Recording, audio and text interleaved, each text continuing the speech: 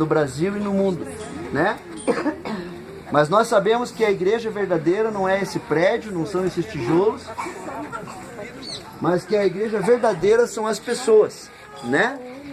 E quando nós falamos em investir em igreja, nós estamos falando em investir em pessoas.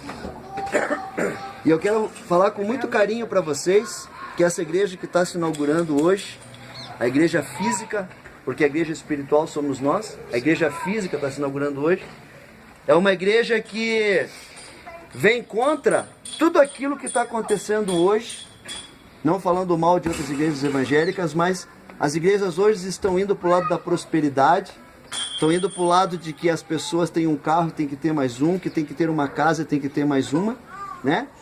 Então hoje é pregado o evangelho da prosperidade, o evangelho de que venha para Jesus e todos os seus problemas serão resolvidos. E isso é mentira.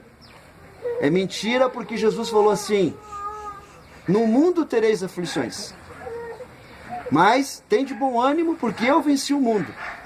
Então Jesus ele falou que nós vamos ter problemas, Jesus ele falou que nós vamos continuar tendo angústia, vamos continuar tendo aflições, mas ele vai nos ajudar a resolver os nossos problemas. É isso que a Bíblia nos ensina.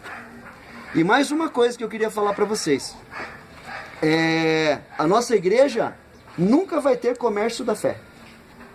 Nós não estamos abrindo essa igreja aqui para comercializar a fé. O intuito dessa igreja não é ganhar dinheiro.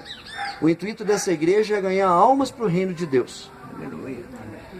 Um dia eu quero chegar diante do Senhor, o dia que eu me despedir dessa terra, e o Senhor olhar para mim e dizer assim: Pastor Gil, você não tem uma igreja com 1000 membros, com 2000 membros, com 10.000 membros. Mas eu quero chegar para Deus e dizer assim: não, mas eu tenho uma igreja que tem 50 membros, que tem 100 membros. Mas todas aquelas pessoas eu ensinei o verdadeiro evangelho, e eu ensinei a todas aquelas pessoas o compromisso com Deus. Porque é isso que a igreja tem que ensinar, o compromisso com Deus. Porque a salvação ela é fácil. O que é a salvação? É a gente se arrepender de todos os nossos pecados, nos transformarmos numa nova criatura, não cometermos mais os erros que nós cometíamos no passado e aceitar Jesus Cristo como Senhor e Salvador da nossa vida. Fez isso, você está salvo. Só que muito mais do que isso é você viver uma vida santa. É você viver o dia a dia praticando a palavra de Deus. É você viver o dia a dia nos mandamentos de Deus. E não é só você aceitar Jesus, não é só você se arrepender dos seus pecados, mas é fazer exatamente aquilo que Jesus disse para a mulher adúltera: vá e não peques mais. Jesus perdoou aquela mulher de tudo que ela tinha feito. Jesus esqueceu todos os pecados dela, mas Jesus deu um aviso: vá e não peques mais. Então não importa como foi a nossa vida no passado, não importa o que a gente fez no passado, mas hoje Jesus está dizendo para nós: vá, continue essa obra e não peques mais. Vamos continuar pecando? Vamos. Somos pecadores? Somos. Somos perfeitos? Não. Mas toda vez que a gente errar, nós nos colocamos de joelho diante do Senhor e falamos: Senhor, pequei, mas me dá força para me largar esse pecado. Me dá força para mim ser puro diante do Senhor. Me dá força para mim ser verdadeiro filho, mas filho obediente, Senhor. Filho obediente. Eu quero ser um filho que o Senhor olhe para mim e diga assim: esse é o meu filho verdadeiro. Esse é o irmão de Jesus Cristo. Porque nós somos irmãos de Jesus Cristo. Jesus Cristo é o nosso irmão mais velho. Nós temos o mesmo pai. E Jesus é o nosso irmão mais velho. E o que Jesus disse para nós? Sede meus imitadores, assim como eu fui imitador do meu pai. E nós temos que ser imitadores de Jesus. Nós temos que viver uma vida imitando o nosso Senhor, imitando o nosso Mestre. E é por isso que nós estamos aqui. Nós estamos aqui para cumprir aquilo que Jesus disse no dia em que ele ressuscitou. Que ele apareceu para os apóstolos e disse assim para os apóstolos: ide e pregai o evangelho a toda criatura. Quem crer e for batizado será salvo, e quem não crer será condenado. E é essa a nossa missão, a missão do ide, a missão de pregar o evangelho, a missão de batizar, a missão de servir a ceia a todos aqueles que são batizados, a missão de cuidar daqueles que estão doentes, a missão de cuidar daqueles que estão passando por necessidade. Porque quando eu falo em investir em igreja, eu estou falando em investir nas pessoas. E se vocês estão seguindo um pastor que tem a visão de construir uma catedral, um lugar bonito, então vocês estão do lado do pastor errado. Porque eu prefiro ter uma igreja de madeira. De madeira. Mas eu quero que as pessoas entendam que elas precisam se ajudar mutuamente dentro daquela igreja. Que um tem que ajudar o outro. Aquele que tem mais tem que ajudar aquele que tem menos. Essa é a verdadeira igreja de Jesus Cristo. Amém, irmãos? Amém. E vocês podem ter certeza que desse pastor aqui, que lidera vocês, que foi colocado para discipular vocês, vocês nunca vão ver da minha parte o comércio da fé. E orem para que eu não caia nos 3 erros que o pastor cai. Que o pastor ele cai com mulher, o pastor ele cai com orgulho e o pastor ele cai com dinheiro. São 3 coisas que derrubam um pastor. São 3 coisas que derrubam um obreiro. São 3 coisas que derrubam um diácono. São 3 coisas que derrubam um presbítero. Mulher, orgulho e dinheiro. Orgulho nós nunca podemos deixar entrar na nossa vida, porque foi o orgulho que derrubou Satanás. Satanás foi derrubado do céu, junto com 1/3 dos anjos, que hoje são os demônios, porque ele teve orgulho, porque ele quis ser maior do que Deus. E nós nunca podemos deixar que isso entre dentro do nosso coração. Porque Jesus ele ensinou 4 coisas para que a gente chegue diante da cruz. Humildade, amor, amar o nosso próximo e amar a Deus sobre todas as coisas. Se nós não tivermos amor, se nós não tivermos humildade, se nós não amarmos o nosso próximo como a nós mesmos, e nós não amarmos a Deus sobre todas as coisas, então nós não podemos chegar diante da cruz. E principalmente nós não perdoarmos. Porque a marca do cristão, a marca do crente é o perdão. Porque quando nós não perdoamos, nós carregamos na nossa mão um carvão aceso. E esse carvão só queima a nossa mão. Então nós temos que aprender a lição do perdão. Não importa o que fizeram para nós no passado.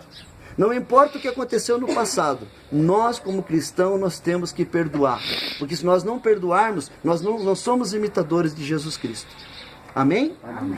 Então eu quero mostrar para vocês o símbolo da igreja. Essa igreja aqui, o símbolo quer falar o quê? Essa, tá vendo aqui que parece uma Bíblia? Esse amarelinho aqui? Uma Bíblia. É uma Bíblia. Por quê? Porque o nosso manual, o manual do ser humano é a Bíblia. Deus ele deixou um manual para nós. Ele falou assim, ó, quando nós compramos uma televisão, o que vem na televisão? Não vem um manual? Quando nós compramos um rádio, não vem um manual? E para a gente ligar aquela televisão e aquele rádio, nós não usamos o manual? Então esse é o manual, como a gente deve viver na terra. A Bíblia, Deus deixou um manual. Siga o manual e você será salvo. Além dessa Bíblia representar a palavra de Deus, ela representa uma pomba. Que representa o quê? O Espírito Santo.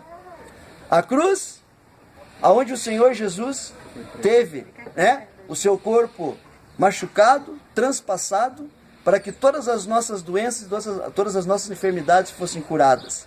E também aonde ele derramou todo o seu sangue para o perdão dos nossos pecados, das nossas iniquidades e das nossas transgressões.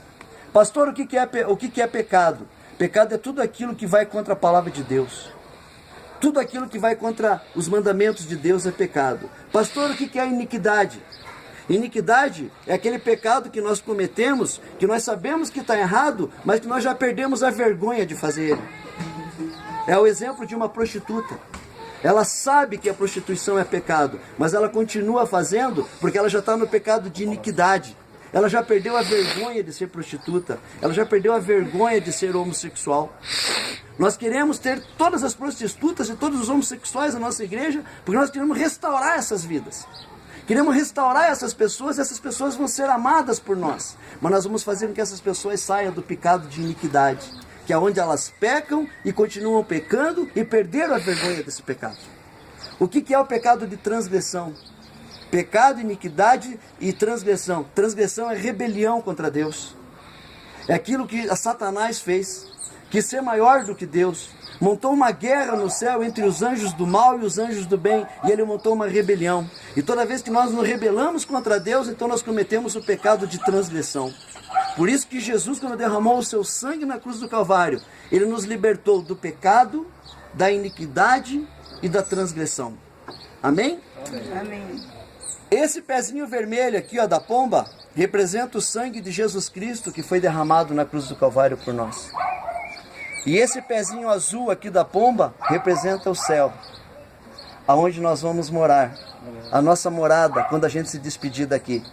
Nós cristãos não temos medo da morte, porque a morte é um prêmio.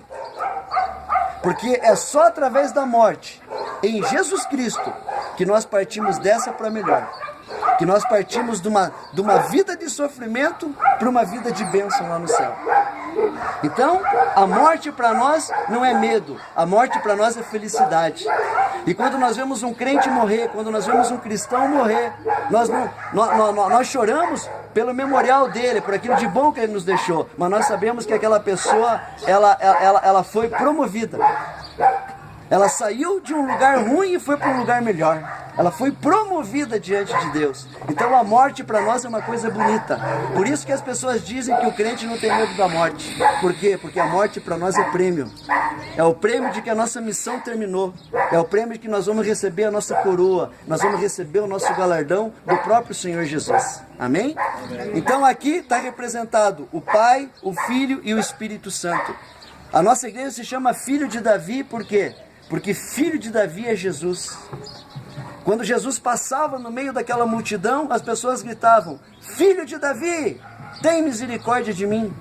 E Jesus chegava lá e curava, Jesus libertava dos demônios, e Jesus pregava o reino de Deus para aquelas pessoas. Então filho de Davi quer dizer Jesus, porque Jesus veio da descendência de Davi. Por isso que o nome da nossa igreja é Filho de Davi. É o próprio Jesus, filho de Davi. E nós trabalhamos em células, por quê? Porque é nas células que nós temos comunhão com os irmãos. Se nós viemos só no culto, o culto é bom, mas quem participa das células sabe que na célula nós temos comunhão, na célula nós conseguimos aprender a palavra de Deus com mais integridade, nós aprendemos com mais profundidade a palavra de Deus. Então nós nunca vamos deixar as células, porque Jesus pregava nas casas. Os apóstolos pregavam nas casas. E nós vamos continuar fazendo aquilo que Jesus fazia. Aquilo que os apóstolos faziam. Eles pregavam nas casas. Quando nós vemos lá na Bíblia, Colossenses, Romanos, Tessalonicenses, aquilo lá eram casas, não eram igrejas. Igreja de Tessalônica era a casa de Tessalônica. Igreja de Romanos era uma casa lá em Romanos. Igreja de Filipenses não era uma igreja, era uma casa lá na cidade de Filipo. Então tudo aquilo era casa, era exatamente o que nós estamos fazendo, as células. Nós pregamos nas casas e no domingo nós nos reunimos na congregação para quê? Para tomar a ceia, para louvar e adorar o nosso Senhor e para ser batizado. Então aqui a igreja nos salva, o pastor nos salva, a religião nos salva, quem salva é Jesus Cristo. Esse monte de tijolo vai ficar, mas o templo verdadeiro, que é o templo do Espírito Santo, que somos nós, esse vai subir. Amém? Outra coisa que eu queria falar para vocês. Em cima do logotipo da igreja vocês vão ver 5 letras. E essas 5 letras quer dizer exatamente aquilo que Jesus fazia. Jesus, está escrito buscar. Jesus buscava as pessoas ou não buscava? Então nós temos que buscar. Pregar. Jesus pregava para as pessoas ou não pregava? Então nós temos que pregar. Discipular.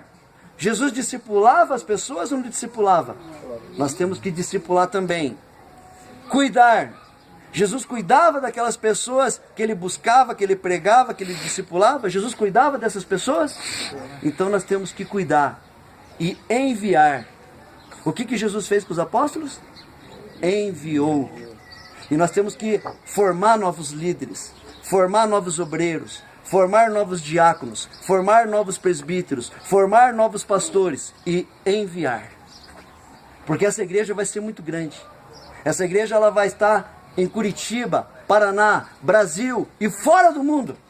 Eu estou profetizando isso, porque eu sei da potência que tem o nosso ministério, a potência que tem o nosso conhecimento teológico, a potência que tem as pessoas que estão aqui.